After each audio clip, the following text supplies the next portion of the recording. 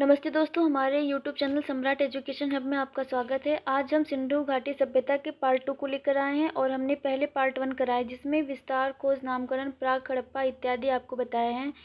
और आज हम पार्ट 2 में परिपक्व हड़प्पा सभ्यता के कुछ स्थलों के बारे में और वहां से प्राप्त अवशेषों के बारे में बताने वाले हैं। हड़प्पा पाकिस्तान के पंजाब प्रांत के मोंटगोमरी जिले में तथा वर्तमान साहिवाल जिले में रावी नदी के बाएं तट पर स्थित है। सर्वप्रथम जानकारी हड़प्पा के टीलों की 1826 ईस्वी में चार्ल्स मैनसन ने दी थी। 1921 में दयाराम साहनी ने इसका सर्वेक्षण किया और बाद में इस स्थान पर उत्खनन प्रारंभ भी किया। 1926 में माधव स्वरूप वत्स तथा 1940 में मार्टिमर व्हीलर ने हड़प्पा का व्यापक स्तर पर उत्खनन भी करवाया। हड़प्पा को तोरण द्वार का नगर एवं अर्ध औद्योगिक नगर कहा जाता है। हड़प्पा के दो टीलों में पूर्वी टीलों को नगर टीला तथा पश्चिमी टीले को दुर्ग टीला कहा जाता है। दुर्ग टीले को व्हीलर ने माउंट एबी की संज्ञा दी है। हड़प्पा के आवास क्षेत्र के दक्षिण में कब्रिस्तान है जिसे कब्रिस्तान R37 कब्रिस्तान नाम दिया गया है, जिसका उत्खनन J.M. केनोयार ने किया। 100 काष्ठ पेटिका मिली है जो देवदार की लकड़ी की बनी थी। यहाँ के कंकालों में गठिया जोड़ों के दर्द की बीमारी अधिक पाई गई है। पिगट ने हड़प्पा एवं मोहनजोदड़ो को सिंधु घाटी सभ्यता की जुड़वा राजधानी कहा था। हड़प्पा एवं मोहनजोदड़ो के बीच की दूरी 640 किलोमीटर है। गढ़ भाग के उत्तर में एक अन्य टीला मिला है जिसे माउंट एफ कहा गया है। पहले 2 टीला मिला था और एक गढ़ भाग के उत्तर में एक और टीला मिला है जिसे माउंट एफ कहा गया है। हड़प्पा से मिला सबसे विशाल अवशेष 6-6 की 2 पंक्तियों में निर्मित कुल 12 कक्षों वाले एक अन्नागार का है। यह अन्नागार हड़प्पा सभ्यता के समस्त केंद्रों से मिले अवशेषों में लोथल के बाद सबसे विशाल है। प्रत्येक अन्नागार 50x20 फीट का है। अन्नागार नगर के पश्चिम द्वार के पास है। इसे व्हीलर ने शस्त्रागार परिसर कहा है। हड़प्पा के सभी घरों में शौचालय के अवशेष मिले हैं। ऋग्वेद के हरिप यूपिया का समीकरण हड़प्पा से किया गया।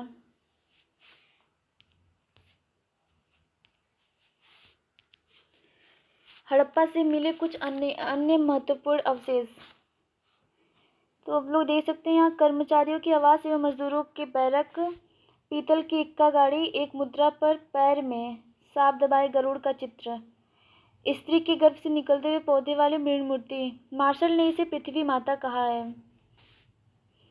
नर कबंध प्रस्तर पुरुष के धड़ की पाषाण मूर्ति मिली है। ईंटों के वृत्ताकार चबूतरे भी मिले हैं। 2 पाषाण मूर्ति, लाल पत्थर की मानव मूर्ति एवं काले पत्थर की नर्तक की मूर्ति। गेहूं तथा जौ के दाने मिले हैं। एक बर्तन पर बना मछुआरों का चित्र भी मिला है। संख पर बना बैल भी मिला है। धूसर पाषाण की पुरुष नर्तक आकृति भी मिली है। हड़प्पा से प्राप्त पत्थर की नृत्यार्थ आकृति की जो जान मार्शल ने नटराज शिव कहा है। मनुष्य के 100 के साथ बकरे का अस्थि पंजर। हड़प्पा से कब्रिस्तान संस्कृति के साक्ष्य भी मिले हैं। हड़प्पा से लकड़ी के ताबूत में समाधान का साक्ष्य प्राप्त हुआ है जिसे विदेशी की कब्र माना जाता है। सर्वाधिक अभिलेख युक्त मुहरें हड़प्पा से प्राप्त हुई हैं जबकि सर्वाधिक मुहरें मोहनजोदड़ो से मिली हैं। तो यहाँ पे एक टॉपिक है, वो है सर्वाधिक अभिलेख युक्त मोहरें जो हड़प्पा से प्राप्त हुई है, लेकिन जो सर्वाधिक मोहरें हैं वो सिर्फ मोहनजोदड़ो से मिली हैं। नेक्स्ट पे आते हैं मोहनजोदड़ो के बारे में, जिसे सिंध का नखलिस्तान भी कहते हैं। सिंधी भाषा में मोहनजोदड़ो का शाब्दिक अर्थ है मृतकों का टीला। इसे मुर्दों का भाटा भी कहा जाता है। मोहनजोदड़ो के उपनाम सिंध का बाग, सिंध का नखलिस्तान, सिंध का बाग, सिंध का नखलिस्तान, रेगिस्तान का बगीचा, स्तूपों का शहर आदि है। मोहनजोदड़ो सिंध के लड़काना जिले में सिंधु नदी के दाहिने तट पर स्थित है। उसकी खोज रखाल दास बनर्जी ने 1922 ईस्वी में की। यहाँ की सभ्यताओं के 7 क्रमिक स्तर मिले हैं। बाढ़ के कारण मोहनजोदड़ो 7 बार उजड़ा एवं बचा। कितनी बार? 7 बार। 1930 के दशक में अर्नेस्ट मैके, 1945 में व्हीलर तथा 1965 में जॉर्ज डेल्स ने मोहनजोदड़ो का उत्खनन किया। बृहत स्नानागार यहाँ पे मिले हैं। सबसे सर्वाधिक सार्वजनिक स्थल विशाल स्नानागार है। स्नानागार किले यानी दुर्ग के टीले में है।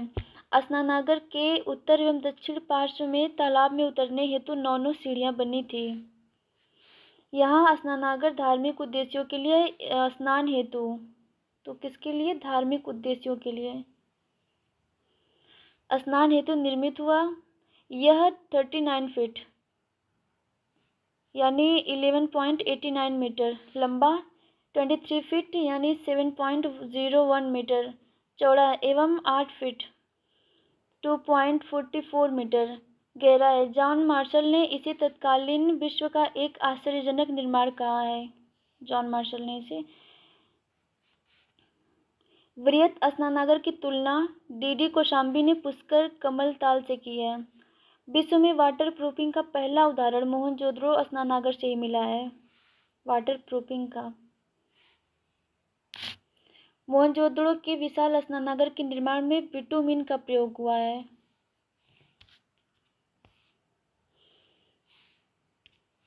अन्नागार मोहनजोदड़ो की सबसे बड़ी इमारत इसका विशाल अन्नागार है। यहाँ 45.71 मीटर लंबा और 15.23 मीटर चौड़ा। यह अन्नागार कितना है? 45.71 मीटर लंबा है और 15.23 मीटर चौड़ा है।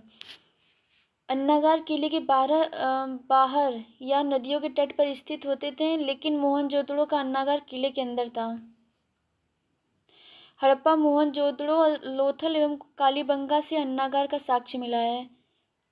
यहाँ पे नोट भी देख सकते हैं आप। हड़प्पा और सुमेरिया यानी मेसोपोटामिया में अन्न भंडार प्रणाली में समानता है। यहाँ पे हम सड़कों के बारे में देख सकते हैं। तो मोहनजोदड़ो में ग्रिड पैटर्न पर समानांतर सड़कों का जाल बिछा हुआ था। टीले मोहनजोदड़ो के पश्चिमी भाग में स्थित दुर्ग टीले के ऊपर कुषाण शासक कनिष्क ने एक स्तूप का निर्माण करवाया था। अतः इसे स्तूप टीला आध्यात्मिक नगर भी कहा जाता है। पश्चिम दुर्ग टीले की खोज व्हीलर ने की। पूर्वी टीले को SRVSD के क्षेत्रों में विभाजित किया गया। मोहनजोदड़ो की शासन व्यवस्था राजतंत्रात्मक न होकर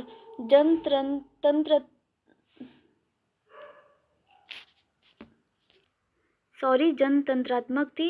मोहनजोदड़ो से प्राप्त अन्य अवशेष मोहनजोदड़ो से प्राप्त सबसे महत्वपूर्ण धातु निर्मित मूर्तियों में कांस्य नर्तकी एवं प्रस्तर की योगी पुजारी की मूर्ति।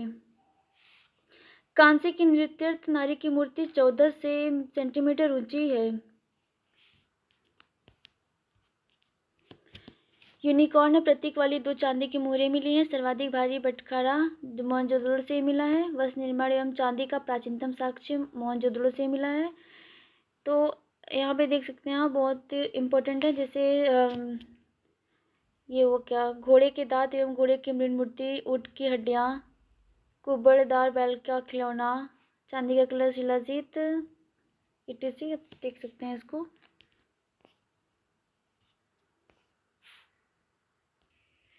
सो फ्रेंड्स, आज के लिए बस इतना ही। तो मिलते हैं नेक्स्ट वीडियो में।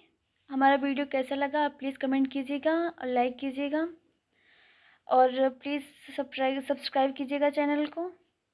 धन्यवाद।